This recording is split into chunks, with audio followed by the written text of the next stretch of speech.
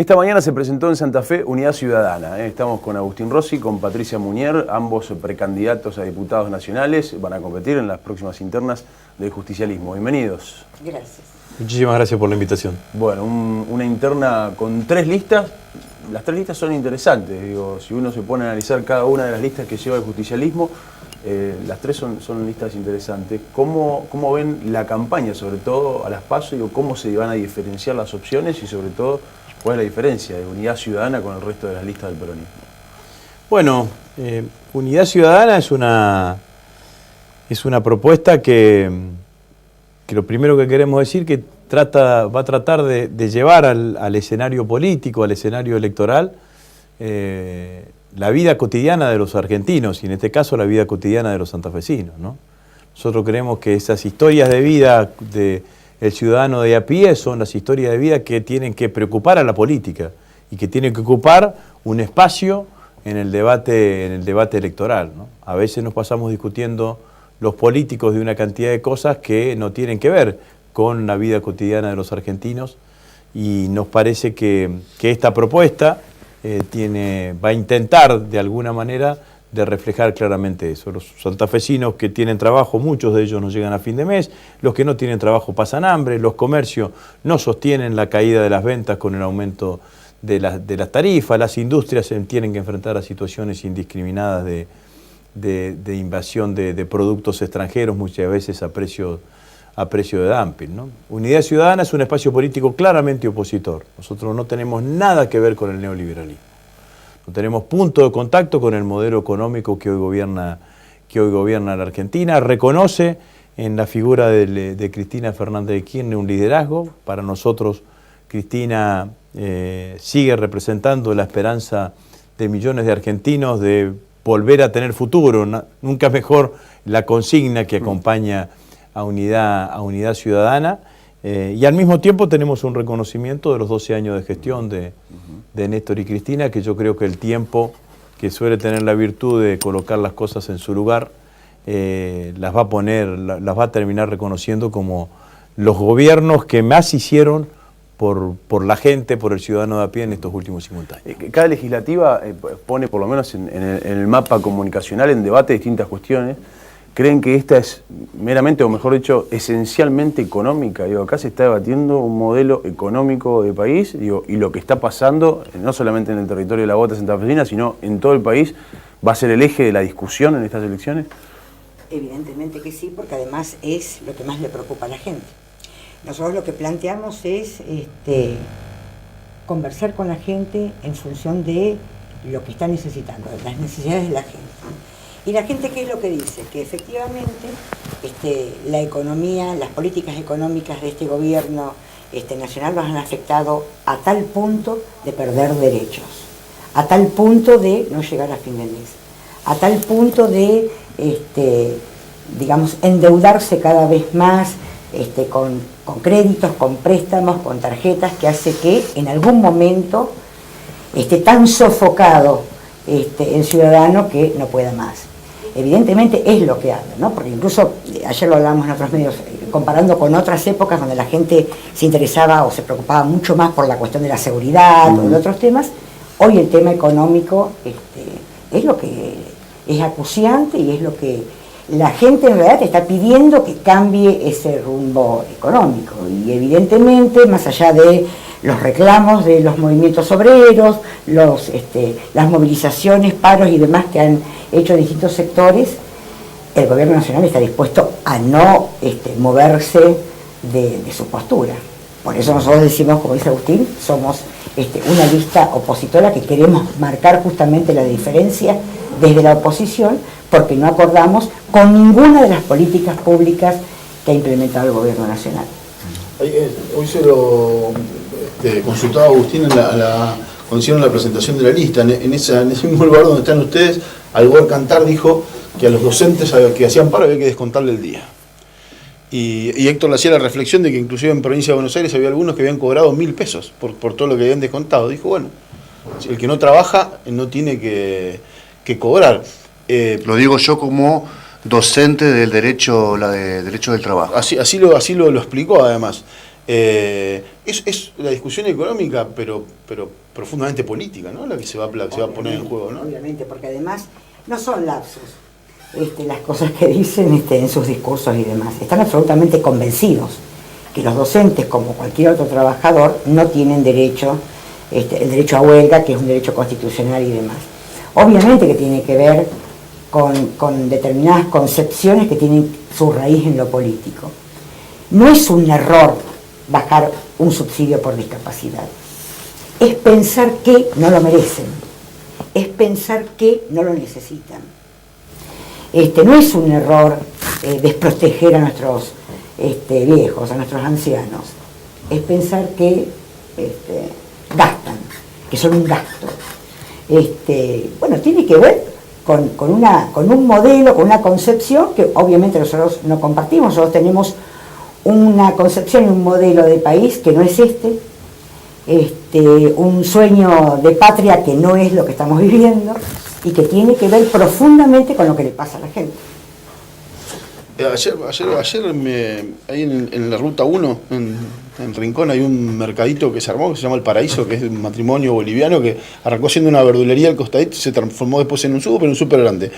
Ayer fui y compré un paquete de masitas de obleas de morango a 11 pesos. Un paquete grande, enorme, de masitas. No de frutilla. No eran de frutilla, eran de morango, eran brasileras.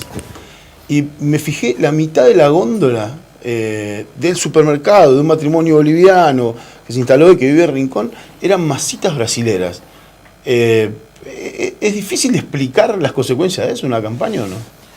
Digo, y todo el mundo llevaba de esas, ¿no? Porque las otras costaban 30, ¿no? No es difícil, pero eso lo que vos decís es el lado de la grieta con el cual se quiere quedar Cambiemos, ¿no? Entonces, ¿qué te dice el gobierno? Viste que las importaciones te traen productos más baratos. Bajaron los precios. Entonces vos, de esa manera, vas a comprar y vas a comer galletitas más baratas. No importa la calidad y demás, pero comprás galletitas más baratas. Ahora, no te dicen que por cada galletita que comes hay una cantidad de argentinos que se quedan sin trabajo. Y que esos argentinos que se quedan sin trabajo después va a terminar afectando a tu propio trabajo y que vos también te podés quedar sin trabajo. Entonces está claro que hay en el medio de todo esto un debate profundamente cultural. Digo, bueno, se eliminaron las restricciones, el arancel del 35% para importar computadoras. Una cantidad de armadores o de chicos que trabajaban en empresas que armaban computadoras en la Argentina se van a quedar sin trabajo. Bueno, el principal armador de la Argentina está importando computadoras. Entonces esto es lo que ha cambiado, pero en el medio se quedaron una cantidad de argentinos sin trabajo. Quizás alguno compre una computadora un poco más barata de lo que la venía comprando antes, pero a costa de perder una cantidad de puestos de trabajo en la Argentina. Entonces, la verdad que un país el único país en el mundo que hoy no debe estar preocupado por su mercado interno es la Argentina. En un mundo que se cierra, la Argentina dice, no me importa lo que pase con las empresas argentinas, no me importa si los argentinos pierden trabajo. Digamos, no. Entre Obama y Trump terminaron finiquitando la alianza Trans-Pacífico. ¿Por qué? Por la presión de los sindicatos y de las empresas metalúrgicas norteamericanas. Porque se quedaban sin trabajos norteamericanos. Entonces, ciertamente es una mirada claramente equívoca la que tiene el gobierno en este sentido, ¿no? Pero todo tiene que ver con la política, digamos, ¿no? Entonces la respuesta de Cantar tiene que ver con el disciplinamiento. Haces paro, listo, perdés el día de trabajo, perdés el día de sueldo, digamos, ¿no? Entonces, sin duda que apuntan fundamentalmente a eso, y yo creo que el gobierno se va a alejar de la cuestión económica, del debate de la cuestión económica, para centrarse en estos aspectos más de terreno político, para tratar de consolidar su electorado, que será un poco más duro, que es un poco más arriba del 30% de los votos. ¿Qué opinan cuando un candidato dice voy a ser representante del pueblo santafesino y no un delegado de la nación que haga los deberes? ¿Le cierra un eslogan, una proposición de estas? Y tiene una segunda parte la pregunta. El gobernador Lifchitz está pidiendo un consenso general de los partidos políticos para reclamar la deuda que la nación tiene con Santa Fe por el fallo de la Corte Suprema de Justicia de diciembre de 2015. Y me preguntaba, Eso tiene que ver con una detracción que la Corte consideró ilegal realizada durante la gestión anterior a la provincia de Santa Fe. Y anteriormente también. Fue San Luis a la Corte, Córdoba a la Corte y Santa Fe a la Corte, y terminan ganando en un fallo en el 2015. ¿Cuál sería la postura de ustedes en este caso hoy si el gobernador pide ir a discutir o a pedir por esa deuda cuando la gestión, digamos, del kirchnerismo fue la que llevó adelante la detracción que la Corte consideró ilegal? Nosotros fuimos a litigar a la Corte y la Corte definió un fallo. Lo que tiene que hacer el gobierno es cumplir el fallo, así que vamos a apoyar al gobernador. Hay un fallo de la Corte. Pero la detracción fue desde el gobierno anterior. No, bueno, pero no es un problema de detracción del gobierno anterior. Había dos valores en juego. No era que vos te quedabas la plata en el bolsillo para hacer cualquier cosa. Había un valor en juego que era el valor que expresaba el gobierno nacional, que decía, esta plata la necesito para mantener el sistema jubilatorio. Es decir, se necesita para los jubilados, para pagarle el sueldo a los jubilados. Era un valor, no era un disvalor. No es que te quedabas con la plata para hacer cualquier cosa, pavimentar calles en la ciudad de Buenos Aires. El 15% de precoparticipación de ganancia estaba destinado al ANSES para pagar y sostener el sistema jubilatorio. Entonces era un valor que vos priorizabas. El gobierno provincial correctamente decía, está bien ese valor, pero priorice el desarrollo de las autónomas de cada una de las provincias, porque ese dinero nos corresponde a nosotros para desarrollar el conjunto de las provincias. Entonces, entre esos dos valores la Corte fijó uno que era prioritario. A partir de lo que fijó uno, hay que aceptar el fallo de la Corte. Pero consideró ilegal el otro, entonces. No consideró ilegal en términos políticos. Pero en términos jurídicos lo consideró ilegal. No, consideró que estaba mal hecha la detracción porque consideraba que había que priorizar este valor. Entonces yo te vuelvo a decir, no es que el gobierno nacional se quedaba con la plata para hacer fiestitas, se quedaba la plata para pagarle a los jubilados. A los jubilados y pensionados de la Argentina. Con ese 15% de precoparticipación, que fue consentido por los gobernadores en una primera instancia, porque era a cambio de determinados pactos fiscales. No fue que el 15% lo determinó el gobierno nacional por sí mismo, fue consentido. En un determinado momento la Corte dijo, bueno, este consentimiento llega hasta tal año, ahora hay que devolvérselo al conjunto de los santafesinos. Es como se dirimen las distintas miradas y los distintos conflictos en el marco de la democracia y de las instituciones. Vos defendés un valor, el otro defiende otro valor, la Corte toma una decisión. La Corte tomó una decisión y la Presidenta de la Nación, ¿qué hizo en ese momento? Sacó un decreto de necesidad y urgencia que después fue derogado por el presidente Macri para devolverle no solamente el 15% de precoparticipación a las 3 provincias que litigaron, sino absolutamente todas. Los fallos judiciales tienen efectos jurídicos. ¿Qué otra cosa podía hacer? No necesariamente, porque el fallo judicial tenía efectos sobre las 3 provincias. Y de hecho, el presidente Macri derogó ese DNU para el resto de las provincias argentinas. De hecho, no pagaron. De hecho, no está todavía el plan de pago, no sé. No, bueno, porque son dos cuestiones. Santa Fe recibe desde el mismo momento que asumió el ingeniero Lichi el monto total de la coparticipación. Lo que reclama ahora el gobernador es la deuda. Es la deuda anterior. Vos nos preguntaste, ¿ustedes qué van a hacer? Vamos a acompañar al reclamo del gobernador, porque hay una sentencia de la Corte que hay que cumplir.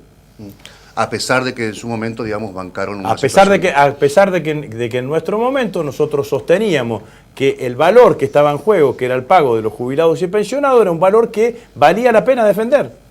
Entonces no era una pelea entre malos y buenos, entre blancos y negros. No lo consideró ilegal el kirchnerismo en su momento, esa detracción. Pero obviamente que no la consideraba ilegal, por eso nos sometimos a la justicia. Y perdieron. Y obviamente. ¿Por qué perdimos? Porque la justicia, la Corte resuelve pagarle la detracción del 15% de la provincia. Pero vos lo reflejás en términos de combate. No es un término de combate. No es término de combate. A ver, son dos.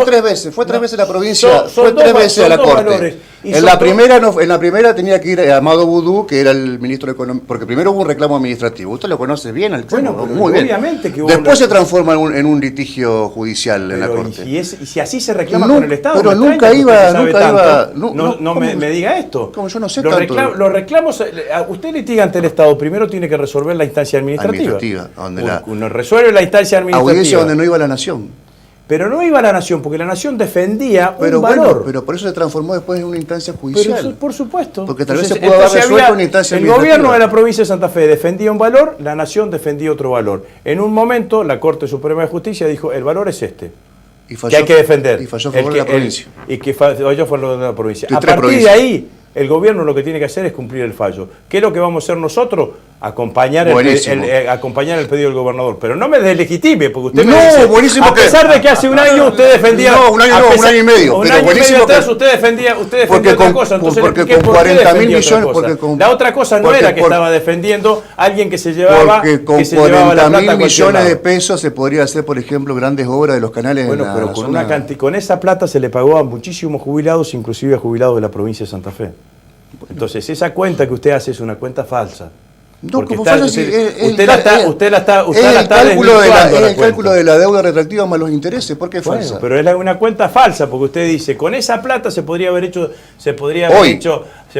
hecho tal cosa. Entonces, con esa plata se le pagó a una cantidad de jubilados de la provincia de Santa Fe. Bueno, esa es una respuesta, la otra respuesta es la judicial, a Bueno, la que abordó la Corte. Por eso le Pero digo, ¿cómo una va a ser respuesta falsa? Una judicial, respuesta institucional no puede ser porque falsa. usted tiene que aceptar la respuesta judicial cuando la respuesta judicial está. Mientras no está la respuesta judicial, ¿qué hace? Si usted tiene dos valores en pugna, ¿quién resuelve? ¿Para qué está la justicia? La justicia es la que resuelve. Mientras tanto, pugnan esos dos valores. Va a haber en las elecciones anteriores que les tocó, porque Agustín, te tocó ser candidato, era una situación inversa, en donde formabas parte de un oficialismo y el resto de las listas eran opositoras, digamos. Ahora Sí. te toca estar en otro espacio en donde todos los candidatos opositores se plantean como tal y plantean críticas hacia el gobierno, hacia la gestión de Cambiemos.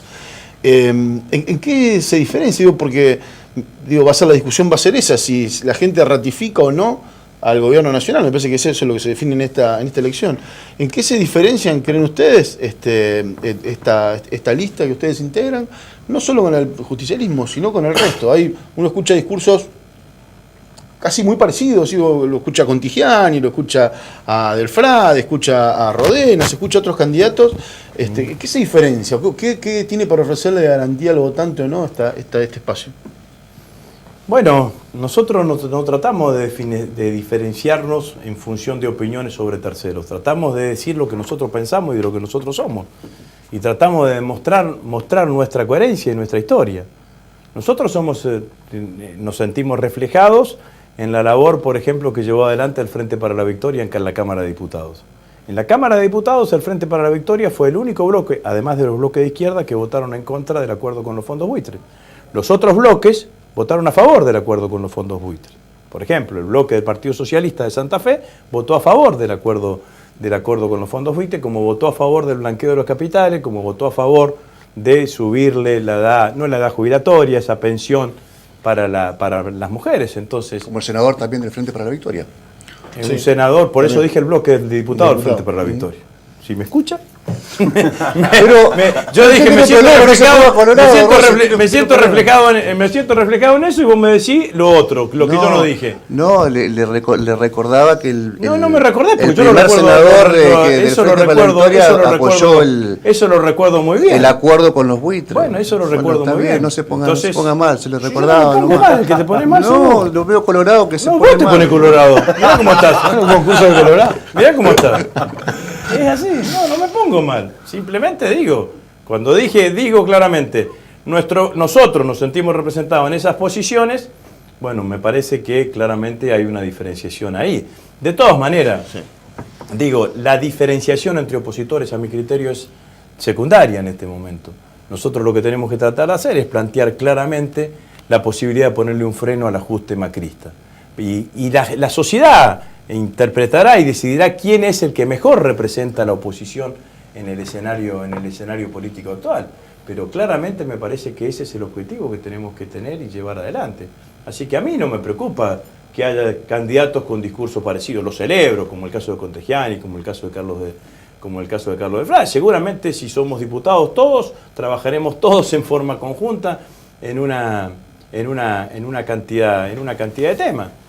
Ahora, yo me siento que nosotros como espacio político tenemos mucho para ofrecer en cuanto a lo que significa una posición dura, terminante, sin punto de contactos con este modelo económico neoliberal, y así nos han demostrado nuestros compañeros diputados y senadora del Frente para la Victoria de la provincia de Santa Fe, digamos, ¿no? Que también votó en contra del acuerdo con los fondos públicos. Claro, Sacnum. Sacnum. Gracias, Brony. No, gracias a ustedes. Hacemos un corte, quédate.